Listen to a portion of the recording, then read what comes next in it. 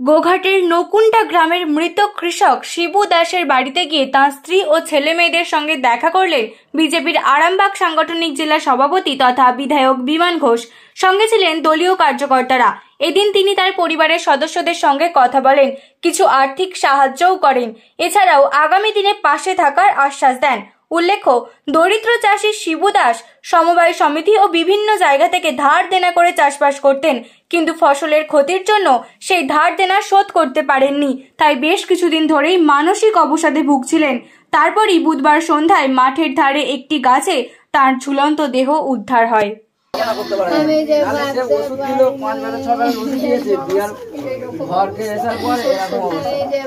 আরো চিন্তা ভয় করে আমার বাবা একবারে পুরো শেষ গাছ থেকে পড়ে গিয়েছিল, পড়ে থাকতে ওইরকম অবস্থা। ওর মানে মৃত্যু সজ্জায় রয়েছে, জল পর্যন্ত ঘেটে অবস্থা খুবই খারাপ। আজকে আমি এসেছিলাম এখানে নকুন্ডা গ্রামে। এক কৃষক শিবু দাস গত পরশু দিনে দেনার দায়ে আত্মহত্যা করেছে। লাস্ট 3-4 বছর ধরে চাষবাস করেছিল। চাষবাসে কোনো রকম কোনো লাভ হয়নি, সরকারি কোনো সাহায্য পায়নি। এবারও আলু চাষ করেছিল, ধান চাষ করেছিল, ধান জলে ডুবে গেছে। আলু চাষ করেছিল, অকাল বর্ষণে আলু একবার নষ্ট হয়ে গেছে, দ্বিতীয়বার লাগিয়েছে। সরকার অনুদান দেওয়ার আশ্বাস দিলেও কোনো রকম অনুদান দেয়নি। সেই কারণে সমাজে নিজের মান সম্মান রক্ষার জন্য দেনার দায়ে আত্মহত্যা করেছে। সমবায় সমিতি থেকে ঋণ ছিল, ওখানে ও প্রায় 2-2.5 লাখ টাকার মতো সম্ভবত আছে।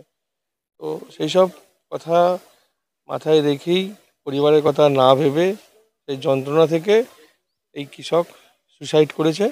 শুধু এটা নয়, আমরা বারবার লক্ষ্য করেছি পশ্চিমবঙ্গে বিভিন্ন জায়গায়, আমার আরামবাগ লোকসভাতেই এই বছরই আমি আপনাদের বলছি, আপনারা জানেন, চন্দ্রকোনা, খানাকুল, আরামবাগ বিভিন্ন জায়গায় কৃষকরা ঋণের দায়ে আত্মহত্যা করছে। দুবেলা দুমুঠো খাবার জন্য চাষবাস করে, সংসার পরিজন। বাড়িগুলো দেখে আসুন, সব মাটির বাড়ি, কারোর পাকার বাড়ি নেই। আবাস যোজনা বাড়িও এদেরকে দেয়নি, কিছু দেয়নি। আবার অধিকার তাও নিজের জমি কম আছে, ভাগে চাষ করে জমি নিয়ে। তাতেও যদি এরকম দুর্গতি হয়, তো পশ্চিমবঙ্গের কৃষকদের কি হাল, সেটা তো এর থেকেই বোঝা যাচ্ছে। আমরা যে বলি যে ভুল বলি না, সেটা তো এক একটা ঘটনা প্রমাণ করে দিচ্ছে। দেখুন, কৃষকই হয়, কারো সমর্থক হয় না। সমর্থক আলাদা ব্যাপার।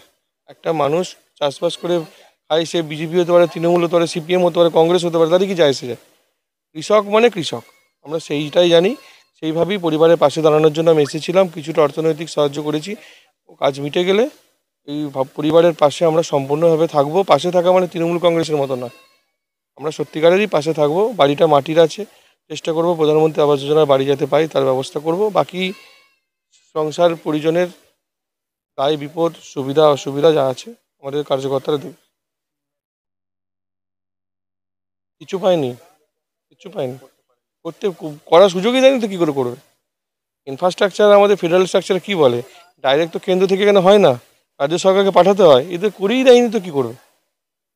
তাহলে তো সুসাইড করতো না। ওষুধ দিতে গেছিল মাঠে ওষুধ দিতে গেছিল, ওষুধ বিকেলে গেছিল, ওষুধ দেওয়া হয়েছে, ধানে দিয়েছে, তিলে দিয়েছে, ওষুধ দিয়ে বাড়ি ফেরার পথে ওই সন্ধ্যে টাইমে গলায় দড়ি নিয়ে নিয়েছিল।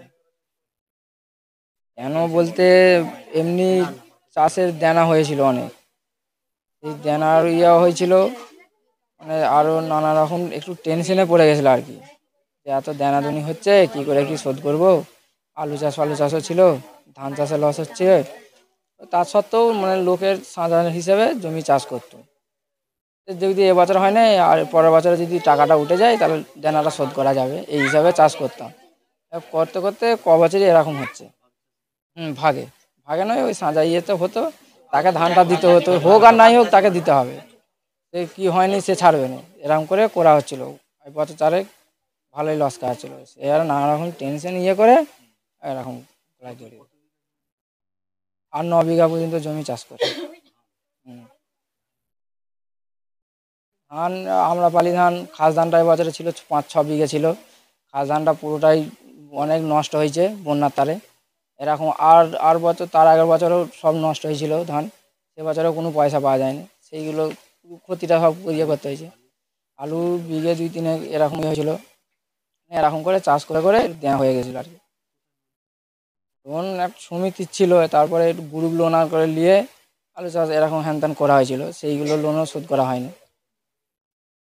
এরকম নানা রকম টেনশনে সমবায়ের লোন ছিল, সমবায়ের বই ফই এবার সেরকম আমাকে দেয়ও নি, আর আমার জানাও নেই সেটাটা। টাকা দাও 2-3বার চিঠি করেছিল সমবায় থেকে, চিঠি করেছিল, চিঠিগুলো এবার আছে, সেটাও কথা আছে খেয়াল নেই।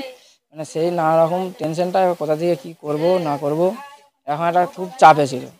এই চাপের মধ্যে এরকম কেসটা হয়তো ঘটে গেছে।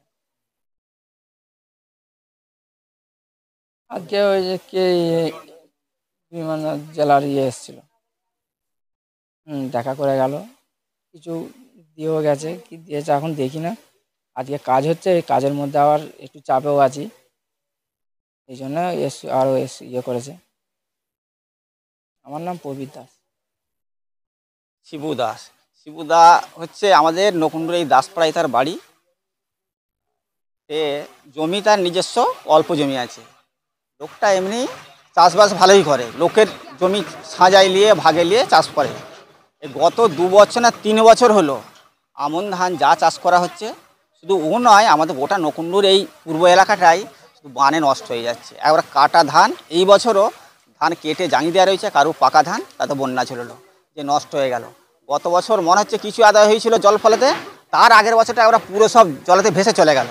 এবারে যেইভাবেই চাষ করুক, চাষ তো বাড়ি থেকে তো পয়সা বেরোচ্ছে না, সে যে কোনো প্রকারে লোন নিয়ে হোক, লোন নিয়ে সে চাষ করে। এমনি লোকাল দোকান থেকেও লোক ধার ফার করে নেয়, তারপরে বন্ধন লোন আছে মেয়েরা নেয়, সমবায় সমিতি গোষ্ঠীর লোন নেয়, তারপরে সমবায় সমিতিতেও লোন নিয়ে আছে, জানি আমি ম্যানেজার ছিল ওই সমবায় সমিতি, আর লোন নিয়ে আছে। এবারে লোন আর শোধ করতে পারছে না, আর লোনটা শোধ করতে না পারার জন্য আরও বেশি বেশি করে চাষ করছে যাতে লোনটা শোধ করা যায়। সেইভাবে এবছরও চাষ করেছে, এইভাবে চাষ করেছে। আর এই যেদিনে ঝড়টা হলো গত পরশু দিন, সেদিনে সে তিলেতে ওষুধ দিতে গেছে, লেদা পোকায় কেটে লেবার ভয়েতে ওষুধটা দিতে গেছে। যে ওষুধে দিয়েছে, দিয়ে সে আর বাড়িকে আর ফিরে আসে না। 8টা যখন বাজছে, তখন বাড়ি থেকে ওর স্ত্রী আর বৌমা দুজনে খোঁজ করতে গেছে, লণ্ঠন হাতে করে টর্চ নিয়ে গেছে খোঁজ করতে। যে দেখছে পাশেতে একটা গাছ ছিল, সে গাছটাই গোলায় দড়ি দিয়ে ঝুলছে। এমন অবস্থায় গেছে, একটা বাচ্চা ছেলেকে কোলে করে নিয়ে গেছে। এবার সেই বাচ্চা ছেলেটাকে ধরবে নাকি ওকে নামাবে, সে কী যে অবস্থা তার ঠিক নাই। তবু তারা দুজনে সেখান থেকে নামিয়েছে, নামে ওখান থেকে ফোন করেছে। চাপ আসছে, মানে ঘন ঘন চাপ আসছে, প্রতি বছরই চাপ তো 2-3বার করে চিঠি করা হচ্ছে, আর উপরন্ত মাইক প্রচার হচ্ছে, ওই একটা তো চাপ আছে।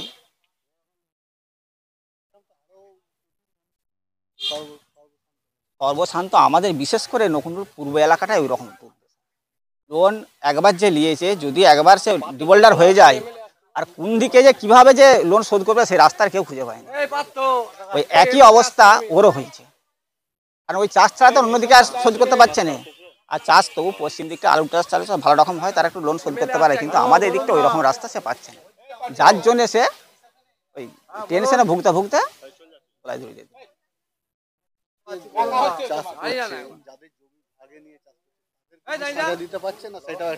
সেইটা সাজা দিতে পারলে দিচ্ছে, না হলে সে তাদের কাছেও আবার দেনাদার হয়ে থাকছে জমিদারের কাছে। যার জমিতে হয়তো 10 মণ ধান দেওয়ার কথা ছিল, তাকে 5 মণ দিল, সে 5 মণের জন্যে সে আবার টাকাটা দিচ্ছে ওকে, ওই একটা দেনার পর দেনা ঝুলে যাচ্ছে। শুধু ওর ক্ষেত্রে নয়, সবারই ক্ষেত্রে এরকম হচ্ছে, চাপ নিতে পারছে। কিভাবে লোন শোধ করবে, এইরকম একটা জায়গায় পৌঁছে গেছে আছে, ওই রকম আরও রয়েছে। আমার নাম হচ্ছে বিশ্বজিৎ মালিক, ওখানটাতেই বাড়ি আমার। নিউনুর সোফা সেন্টার, এখানে সমস্ত রকম সোফা পাইকারি ও রিটেলে বিক্রয় করা হয়। সমস্ত সোফা নিজস্ব কারখানায় তৈরি করা হয়। প্রোপাইটার হানিফ হোসেন খাঁ ও রুহুল হোসেন খাঁ, বড়ডোঙ্গল হাটতলা সিনেমা হলের সন্নিকটে, হুগলি। যোগাযোগ 7797170093 এবং 9382003105।